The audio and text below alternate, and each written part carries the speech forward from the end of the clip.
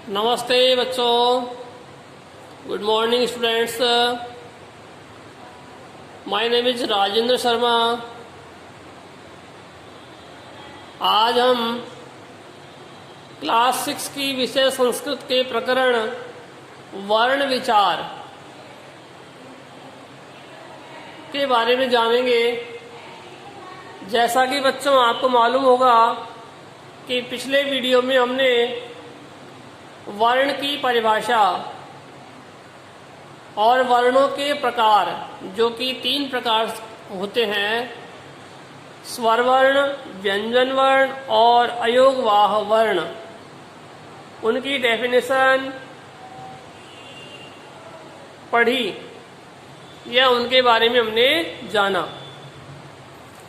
अब हम इनका फर्स्ट पार्ट स्वर वर्ण, इसके बारे में पढ़ेंगे। तो देखिए, स्वर वर्ण भी 3 प्रकार के माने गए हैं। ऊपर मैंने दिया हुआ है प्रकार। यहां आप स्वर वर्ण की परिभाषा लिख सकते हैं। स्वर वर्ण की परिभाषा क्या होती है कि ऐसे वर्ण जो स्वतंत्र रूप से बोले जाते हों या फिर जिनका उच्चारण स्वतंत्र रूप से किया जाता हो, उन्हें हम स्वर वर्ण कहते हैं। या फिर दूसरी डेफिनेशन इसकी हो सकती है, वे वर्ण जो बिना किसी अन्य वर्ण के सहायता से बोले जाएं, उन्हें भी हम स्वर वर्ण कहते हैं। तो दोनों डेफिनेशंस हैं। पिछले वीडियो में मैंने बता दी थी आपको, लेकिन फिर वापस इस वीडियो में बता रहा हूं। जिसने नहीं लिखा हो, प्रकार के ऊपर इसको लिख सकते हैं। अब इसके पार्ट किए गए हैं, स्वर वर्णों के पार्ट किए गए हैं 3 प्रकार के। तो फर्स्ट पार्ट देखते हैं, ऋस्व स्वर वर्ण। ऋस्व का मतलब होता है छोटा। अब देखिए, इसका उच्चारण करते हैं, इसको पढ़ते हैं कि ऐसे स्वर वर्ण जिनके उच्चारण में एक मात्रा का समय लगे, अर्थात कम से कम समय लगे, उन्हें हम ऋस्व स्वर वर्ण कहते हैं। अब कम से कम कैसे? जैसे में दे रखा है ए, ई, उ, ऋषि, लृ। देखो, मैंने बोला, बोलने के माध्यम से सीख लो कि इसमें ज्यादा समय नहीं लगा बोलने में, बस ए बोलना है। ए, ई, उ, ऋषि, लृ, इनको बोलने में कम समय लगता है, अतः इन्हें ह्रस्व स्वर्ण कहते हैं। इन वर्णों को हम मूल स्वर वर्ण भी कहते हैं। मूल यानी मुख्य। जैसे इंग्लिश में होता है ए, ई, आई, ओ, यू, मेन वोवल्स होते हैं। उसी प्रकार से हमारी संस्कृत भाषा में भी ये 5 वर्ण मेन वोवल्स होते हैं, मेन स्वर वर्ण होते हैं। इनकी संख्या 5 होती है, जो आपके सामने दी हुई है। नेक्स्ट इसका पार्ट है दीर्घ स्वर वर्ण। दीर्घ का मतलब होता है बेटा बड़ा। दीर्घ का मतलब क्या होता है? बड़ा, अर्थात बड़े स्वर वर्ण।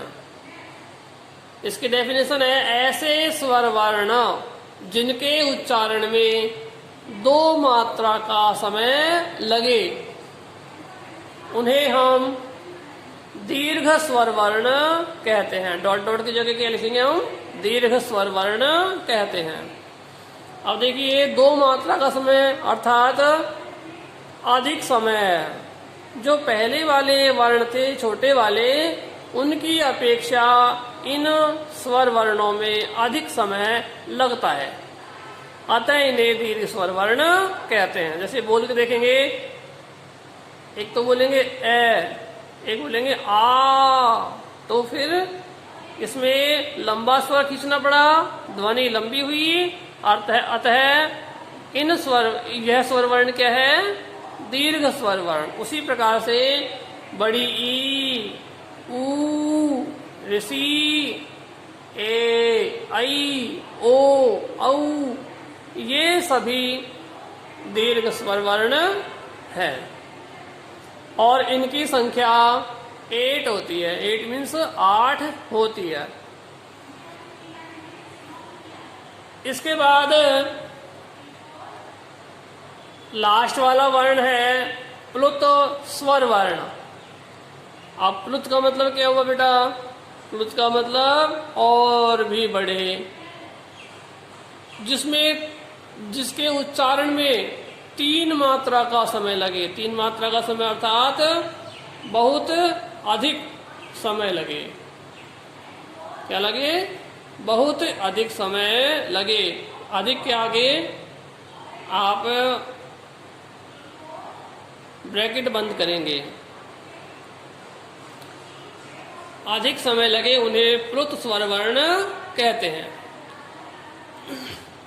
देखिए, ए में कम समय लगा, आ में थोड़ा ज्यादा लगा, और फिर इनको बोलेंगे तो और भी ज्यादा समय लगेगा। इन्हें हम, ये जो 3 का साइन दे रखा है, इस चिन्ह से पहचानते हैं, जो कि नीचे जैसे में दे रखा है, ए, ई, ऊ, ऋषि, लृ, ए, आई, ओ, औ आदि। इन सबके आगे 3 का साइन लगा हुआ है, 3 का चिन्ह लगा हुआ है। इस 3 के चिन्ह से हम इनको पहचानते हैं कि यह वर्ण प्लुत स्वर वर्ण है। इनकी संख्या 9 होती है। लिख लेंगे इसमें आगे, इनकी संख्या 9 यानी 9 होती है। काउंटिंग करके देख सकते हैं, ए, ई, ऊ, ऋषि, लृ 5, ए, आई, ओ, औ 4 यानी 9।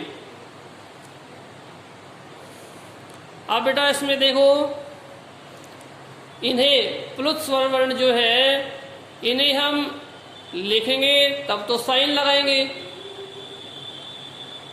और यदि बोलेंगे तो फिर इसको लंबा स्वर बोलेंगे। जैसे ओम बोलते हम, तो ऊ के बाद, ओ के बाद में प्लुत स्वर का चिन्ह दिया होता है, तो उसे हम ओम बहुत देर तक उसके बोलते ही रहते हैं। तो वही यह वर्ण कैसे पहचाना जाएगा कि लिखेंगे तब तो इसके आगे साइन लगाएंगे ऐसा, और यदि बोलेंगे तो उस स्वर वर्ण को बहुत अधिक लंबा खींचेंगे। जैसे ए को बोल के देखेंगे, ए, यानी लंबा खींचना है इसको। ओम बोलते हैं तो ओम, इस प्रकार से बोलते हैं कुछ, तो ओ को लंबा खींचेंगे, अर्थात यह स्वर वर्ण प्लुत स्वर वर्ण है। इसे हम इस चिन्ह के अनुसार पहचानते हैं।